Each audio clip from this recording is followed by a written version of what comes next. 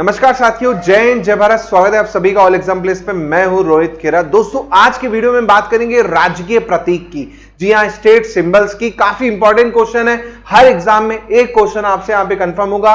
काफी डिटेल में मैं आपको बताने वाला हूं और इमेज के थ्रू दिखाऊंगा ताकि आपको लंबे समय तक याद भी रहे। तो वीडियो अच्छा लगे तो लाइक कर दीजिएगा, शेयर कर दीजिएगा, नए चैनल पे सब्सक्राइब कर दीजिएगा चैनल। चलिए सबसे पहले बात करते हैं राजकीय चिन्ह की। तो राजकीय चिन्ह में आप देखेंगे, बाहरी ओर देखेंगे तो सबसे पहले आपको क्या देखेंगे, 24 स्तूप देखेंगे। 24 क्या देखेंगे, स्तूप दिखेंगे। ये 1 2 3 गिन लें आप, टोटल कितने हैं, 24 स्तूप है।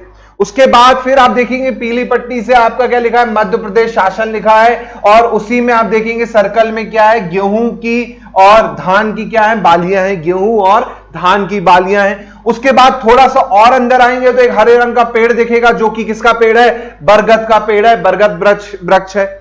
फिर उसके ऊपर ओवरलैप करता हुआ क्या है दोस्तों, ओवरलैप करता हुआ अशोक स्तंभ है। तो यहां पर आपको कुछ भी क्वेश्चन आ जाए या 3 मार्क्स में क्वेश्चन दे दे कि राजकीय चिन्ह है ना, 3 मार्क्स में आ जाएगा मेंस में, तो आप लिख सकते हैं, इसमें लिख सकते हैं। चलिए नेक्स्ट देखते हैं। यहां पर राजकीय पशु, राजकीय पशु की बात करते हैं, वो है बारहसिंगा, जिसका साइंटिफिक नाम, वैज्ञानिक नाम, अगर आपको कई बार क्या होता है वो कॉमन नेम ना देके वैज्ञानिक नाम दे देगा, तो वो है रूसवर्स डुओसली। रूसवर्स डुओसली ये कौन सी प्रजाति का है, ये भी क्वेश्चन पूछ सकता है। तो बेडरी प्रजाति का है। कौन सी प्रजाति का है, बेडरी प्रजाति का है। याद रखिएगा, ये भी आ सकता है, 3 मार्क्स में पूछ लेगा राजकीय पशु। तो आप 3 पॉइंट कम से कम इस पे लिख सकते हैं कि भैया कॉमन नेम बारहसिंगा, बेडरी प्रजाति का है, रूसवर्स डुओसली। कब घोषित किया गया, याद रखिएगा, जब 25वां स्टेटहुड डे मनाया गया। जब 25वां स्टेटहुड डे बनाया गया था, कब, 1 नवंबर 1981 को। जी हां, 1 नवंबर 1981 को जब 25वां स्थापना दिवस मनाया गया था, तब राजकीय पशु साथ में राजकीय पक्षी घोषित किया गया था। तो एक पॉइंट मैंने आपको और दे दिया। अगर आपको डिटेल में थोड़ा और जाना है तो याद रखिएगा, पशु के साथ में क्या घोषित किया गया था, पक्षी भी घोषित किया गया था।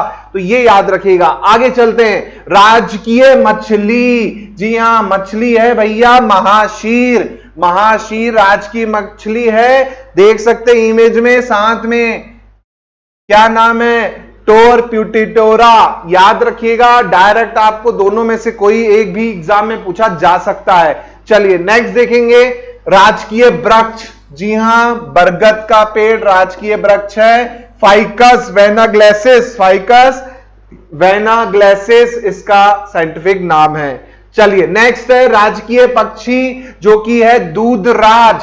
दूधराज या शाही बुलबुल, शाही बुलबुल के नाम से भी जानी जाती है। देखिए कितनी सुंदर है ना। और इसका साइंटिफिक नाम है paradise fly catcher, paradise fly catcher. चलिए आगे बढ़ते हैं, राजकीय पुष्प। ये देखिए राजकीय पुष्प जो है सफेद लिली। क्या है भैया, सफेद लिली है ना, लीलियम कैंडियम, लीलियम कैंडियम साइंटिफिक नाम है इसका। फिर आते हैं राजकीय भाषा। तो भैया राजकीय भाषा जो है वो है हिंदी, याद रखिएगा। इसके बाद राजकीय गान। राजकीय गान, सुख का दाता सबका साथी, शुभ का ये संदेश, मां की गोद पिता का आश्रय, मेरा मध्य प्रदेश। क्वेश्चन आ सकता है 3 मार्क्स में, बोल देगा राजकीय गान, तो आपको पूरा लिखना पड़ेगा। साथ में रचनाकार है भैया महेश श्रीवास्तव जी। कब किया, 2010 में। ये देखिए, ये है सरस्वती सम्मान से सम्मानित भी हैं महेश कुमार श्रीवास्तव, ध्यान रखिएगा। आगे बढ़ते हैं, राजकीय नाट्य। जी हां, राजकीय नाट्य की बात हो रही है दोस्तों, राजकीय नाट्य की बात हो रही है यहां पर। तो राजकीय नाट्य जो है वो बेसिकली क्या है, वो बेसिकली माछ है। वो बेसिकली क्या है, माछ है। किस क्षेत्र का है, माछ जो है दोस्तों मालवा क्षेत्र का है। किस क्षेत्र का है, मालवा क्षेत्र का होता है माछ। इसके अलावा ये अभी का नहीं है, ये लगभग 300 वर्ष पुराना है। जी हां, 300 वर्ष प्राचीन है आपका माछ। इसकी शुरुआत अगर हम माने इसकी शुरुआत या मैं इसका उद्भव मानूं तो राजस्थान के ख्याल से माना जाता है। जी हां, राजस्थान के ख्याल से माना जाता है इसका उद्भव, राजस्थान के ख्याल से माना जाता है इसका उद्भव। ये याद रखिएगा, इनकेस कभी क्वेश्चन आ जाए कि कहां से इसका उद्भव माना जाता है, तो राजस्थान का जो ख्याल है उससे इसका उद्भव माना जाता है। साथ में मध्य प्रदेश में इसकी शुरुआत कहां से हुई, तो याद रखिएगा मध्य प्रदेश में इसकी शुरुआत दोस्तों उज्जैन से हुई थी। कहां से हुई थी? उज्जैन से इसकी शुरुआत हुई थी मध्य प्रदेश में। दूसरी चीज, ये कब प्रारंभ किया जाता है, तो रात्रि के प्रथम पहर पर, रात्रि के प्रथम प्रहर पर प्रारंभ होता है भैया। रात्रि का जो प्रथम पहर होता है ना, तब ये किया जाता है मार्च। दूसरी चीज आपने पता चली गया राजकीय नाट्य, तो कुल मिला के इसमें 3 मार्क्स में क्वेश्चन आएगा तो लिख सकते हैं, 5 मार्क्स में भी क्वेश्चन आएगा, तो आसानी से मैंने इतने फैक्ट्स बता दिए कि वो आप उसमें लिख सकते हैं। चलिए आगे बढ़ते हैं। राजकीय नृत्य, जी हां, राजकीय नृत्य देखिए, यहां पर महिलाएं बहुत सारी साड़ी वाड़ी पहनी है, बहुत शानदार, बीच में एक मैन होती है लीड, है ना, राई है। और ये किस क्षेत्र का है? याद रखिएगा बुंदेलखंड क्षेत्र का। राई किस क्षेत्र का है? बुंदेलखंड क्षेत्र का है, याद रखिएगा। बुंदेलखंड क्षेत्र में जो केंद्र में नर्तकी होती है, ये देखिए जो नर्तकी है यहां पर जो सेंटर में है, जो मेन लीड है, इसे बेड़नी कहा जाता है। क्या कहा जाता है? बेड़नी कहा जाता है। जो सेंटर में होती है नर्तकी उसे क्या कहते हैं? बेड़नी कहते हैं। ये क्वेश्चन एग्जाम में आपको हो सकता है पूछ ले। दूसरा, राई की विराम स्थिति, राई की जो विराम स्थिति होती है, राई की विराम स्थिति जो होती है उसे क्या कहते हैं? उसे कहते हैं स्वांग। उसे क्या कहते हैं? उसे कहते हैं स्वांग, ये याद रखिएगा। इसके अलावा इसे और दूसरे नाम से भी पुकारा जाता है, राई दामोदर नृत्य। जी हां, इसका दूसरा नाम क्या है?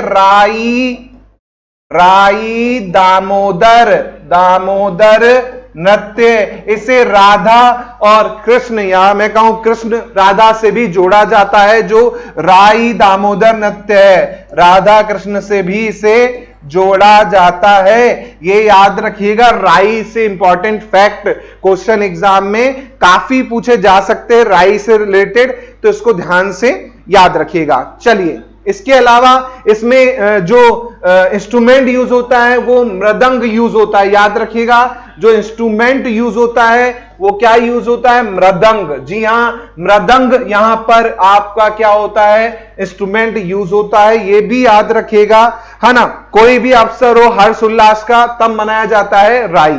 चलिए आगे बढ़ते हैं। राजकीय फसल की बात करूंगा दोस्तों। राजकीय फसल है सोयाबीन, है ना। सोया स्टेट भी कहा जाता है ना मध्य प्रदेश को। मध्य प्रदेश को सोया राज्य के नाम से भी जाना जाता है, सोया स्टेट के नाम से भी जाना जाता है, क्योंकि सोयाबीन के केस में नंबर 1, है ना। साइंटिफिक नाम ग्लाइकिसिन मैक्स। ग्लाइकिसिन मैक्स फसल आपने सभी ने सोयाबीन की देखी होगी, ये पीछे आपको दिख रही है। चलिए आगे बढ़ते हैं। इसमें राजकीय खेल आपने देखा होगा, काफी चैनल्स पे भी राजकीय खेल दिखाया जाता है। उसमें जैसे इंडिया गॉट टैलेंट में इवन विदेश तक के जो यूएसए गॉट टैलेंट यहां के होते हैं, वहां में भी मलखंब इतना प्रसिद्ध हो गया है कि वहां पर भी खिलाड़ी जाते हैं, मलखंब को क्या करते हैं? परफॉर्म करते हैं, है ना।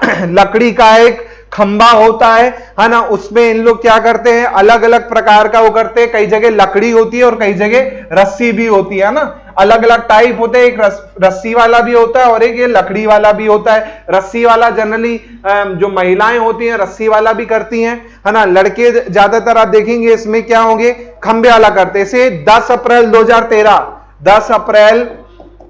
2013 को घोषित किया गया था राजकीय खेल। 10 अप्रैल 2013 को घोषित किया गया था। वर्तमान में 14 मलखंब केंद्र हैं। 14 मलखंब खेल केंद्र हैं आपके। याद रखिएगा, क्वेश्चन आ सकता है कितने केंद्र हैं? 14 मलखंब केंद्र हैं वर्तमान में। कहां कहां? खरगोन में है, उज्जैन में है, दतिया में है, पन्ना में है, रतलाम में है, शाजापुर में है, शिवपुरी में है, ग्वालियर में है, टीकमगढ़ में है, जबलपुर में है, सागर में है। याद रखिएगा। इसके अलावा इनके खिलाड़ियों को सम्मानित करने के लिए प्रभाष जोशी, पुरस्कार दिया जाता है, प्रभाष जोशी पुरस्कार दिया जाता है इनके खिलाड़ियों को सम्मानित करने के लिए। याद रखिएगा, क्वेश्चन आ सकता है, कौन सा पुरस्कार दिया जाता है? प्रभाष जोशी पुरस्कार दिया जाता है। चलिए आगे बढ़ते हैं। राजकीय नदी की बात करें तो भैया राजकीय नदी कौन सी? राजकीय नदी है नर्मदा। जी हां, राजकीय नदी नर्मदा। इसके साथ साथ नर्मदा के बारे में बहुत सारे फैक्ट्स है, शुरू से आखिरी तक वीडियो को जरूर देखिएगा क्योंकि यहां पर बहुत सारी चीजें मैं आपको एक्स्ट्रा बताने वाला हूं। चलिए तो नर्मदा के बारे में थोड़े से फैक्ट जान लेते हैं। नर्मदा दूसरी सबसे बड़ा अफवाह तंत्र बनाती है ना, सेकंड या दूसरा सबसे बड़ा अफवाह तंत्र है, दूसरा सबसे बड़ा अफवाह तंत्र, सबसे बड़ा। सेकंड नंबर, फर्स्ट नंबर पे कौन? सब फर्स्ट नंबर पे आती है गंगा। गंगा के बाद आपका जो अफवाह तंत्र है वो है किसका? वो है नर्मदा का। लगभग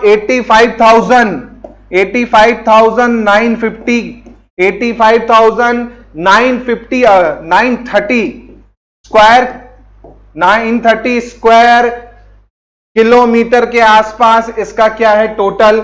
इसका टोटल फैला हुआ है। लगभग अगर देखें तो मध्य प्रदेश का 89.9%, मध्य प्रदेश का 89.9% कवर करता है आपका नर्मदा नदी। इसके अलावा नर्मदा नदी कैसी नदी है? प्रायद्वीपीय नदी है। इसके अलावा कितने जिलों से जाती है? 15 जिलों से लगभग नर्मदा नदी जाती है। 15 जिलों से लगभग नर्मदा नदी जाती है। कैसी पैटर्न में ये फ्लो करती है? तो याद रखिएगा डेंड्रिक पैटर्न में। कैसा पैटर्न है? डेंड्रिक पैटर्न में फ्लो करती है, जिसे हिंदी में कहते हैं डेंड्रिक पैटर्न को वृक्षनुमा प्रणाली में, वृक्षनुमा प्रणाली में फ्लो करती है। याद रखिएगा वृक्षनुमा प्रणाली में। इसके अलावा रेत मिट्टी की इसमें क्या होती है? उपस्थिति होती है, ध्यान रखिएगा, है ना। इसके अलावा मैकाल पर्वत के समीप कौन सी जगह है? मैकाल पर्वत के समीप, मैकाल पर्वत के समीप जगह है अमरकंटक। अमरकंटक, जी हां, अमरकंटक से निकली है नर्मदा नदी, सभी को पता है। कहां से होके जाती है? विंध्य पर्वत और भ्रश घाटी से प्रभावित होते हुए, विंध्य पर्वत भ्रश घाटी से प्रभावित होते हुए कहां निकलती है भैया? कहां जाके जाएगी? गुजरात में। गुजरात में कहां पर? गुजरात में भड़ोच, भड़ोच के पास में जगह है। कौन सी जगह भड़ोच के पास में? भड़ोच के पास में कैम्बे की खाड़ी, कैम्बे की खाड़ी, जी हां, कैम्बे की खाड़ी, है ना, जिसे खंबात की खाड़ी भी कहा जाता है, जिसे खंबात की खाड़ी भी कहा जाता है ना। यहां पर जाके अरब सागर में क्या होती है? मिल जाती है। अरब सागर में जाके क्या होती है? मिल जाती है। इसके बाद लंबाई की बात करूं तो कुल लंबाई की अगर मैं बात करूं दोस्तों, इसमें कुल लंबाई कितनी? 1312। कुल लंबाई टोटल लेंथ 1312, है ना। कुल लंबाई कितनी? 1312। सहायक नदी पूछ ले, सहायक नदी पूछ ले, सहायक नदी कितनी? सहायक नदी 41 सहायक नदी कितनी है? 41 है। याद रखिएगा, क्वेश्चन आ सकता है ना। मध्य प्रदेश में कितनी लंबाई है? तो मध्य प्रदेश में लंबाई 1077। मध्य प्रदेश में लंबाई कितनी है? 1077 है ना। सहायक नदी कितनी है? 41 है, 41 है। 22 जो है बाईं ओर से है, 22 बाईं ओर से हैं और 19 कहां से हैं? दाईं ओर से हैं। 22 कहां से हैं? बाईं ओर से हैं। 19 कहां से हैं? दाईं ओर से हैं, है ना। ये याद रखिएगा। इसके अलावा भारत की हृदय रेखा, भारत की हृदय रेखा कहा जाता है, भारत की हृदय रेखा कहा जाता है भाई साहब, क्वेश्चन आ जाएगा। तो याद रखिएगा भारत की हृदय रेखा किसे कहा जाता है? भारत की हृदय रेखा कहा जाता है नर्मदा को। इसके साथ साथ में जीवित नदी का दर्जा मिला है 2017 में, जीवित नदी का भी दर्जा प्राप्त है 2017 में, जीवित नदी का दर्जा प्राप्त है इसे। इसके अलावा आप और क्या बता सकते हैं? इसे आप बोल सकते हैं मध्य प्रदेश की जीवन रेखा, मध्य प्रदेश की जीवन रेखा भी कहा जाता है, मध्य प्रदेश की जीवन रेखा भी कहा जाता है। तो यहां पर मैंने आपको काफी चीजें बता दी। इसके अलावा बताने में मैं जाऊं तो नर्मदा नदी पर ही एक लेक्चर बन जाएगा। जैसे इनके नाम में पूछ ले तो नाम में शिवपुत्री है ना, नाम में साखरी, सामोदेवी, रेवा है ना, कावेरी है ना, नामोदासी, मैकाल सुता, ये इसके और नाम है। इसके अलावा इससे रिलेटेड जो सहायक नदी है उनमें भी क्वेश्चन आ सकता है, तो उसमें भी एक लेक्चर पूरा चला जाएगा। इसलिए इसमें हम इतना ही करेंगे जो मैंने आपको ब्रीफ में दे दिया है। ठीक है, आगे बढ़ते हैं। इसमें राजकीय फल की बात करते हैं, वो है आम, जिसका नाम है मैंगी फेरा इंडिका, याद रखिएगा आम का। इसके बाद बस ये लेक्चर दोस्तों यहीं पे समाप्त करेंगे, है ना, ये लेक्चर दोस्तों यहीं पे समाप्त करेंगे। ज्यादा लंबा लेक्चर नहीं करना, मैं चाहता हूं कम समय में आप ज्यादा ज्ञान पाएं। होपफुली वीडियो अच्छा लगा हो, मेरी मेहनत पसंद आई हो, तो प्लीज वीडियो को अपने साथियों से शेयर कीजिए। पीएससी का एग्जाम नजदीक है, रिवीजन के लिए बहुत अच्छा रहेगा। मिलते हैं जल्दी। जय हिंद, जय Bharat, thank you very much.